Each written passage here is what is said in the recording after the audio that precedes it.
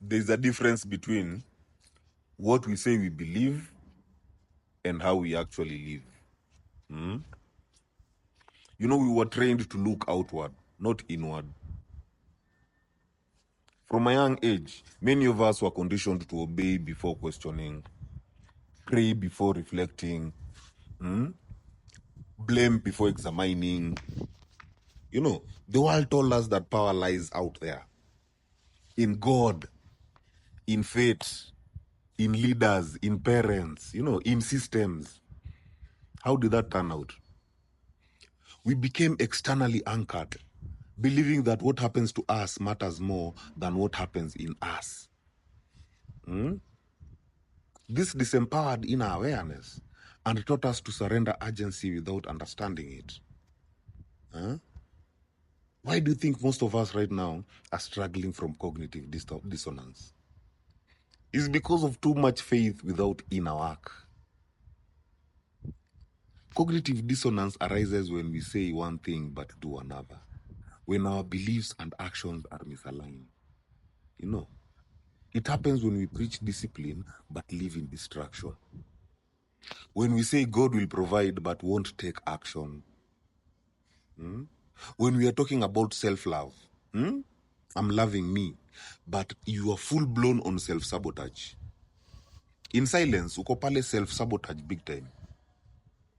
This dissonance becomes, it doesn't come from hypocrisy alone. It comes from a deeper issue. You know, we inherited beliefs, but we never personalized them. We were taught what to think, not how to think, how to reflect, or even how to process. Externalizing blame now became a learned habit. You can imagine if we've been conditioned to believe that God decides our fate, the government must fix our problems. Our parents or our bosses are the reason we are stuck. That's why accountability feels foreign. Because in such a worldview, responsibility feels heavy. And self-reflection is uncomfortable because it breaks the illusion of innocence. You know, it's easier to wait for miracles than build systems. It's easier to complain about leaders than become one. You know, it's easier to wish for healing than do the hard inner work. We have to remember that the solution is always within us. That's where the true compass is. Real transformation begins when you realize the divine, the potential, the clarity. It's already within you. You know, external guides are helpful. Certainly they are not. But they are not you, fiti. You know, your life will only change when you stop outsourcing your authority and start reclaiming your authorship. You know, at least that shift will turn your victimhood into you becoming a visionary. If you're a follower, turn you into a leader. The believers, turn you into a builder.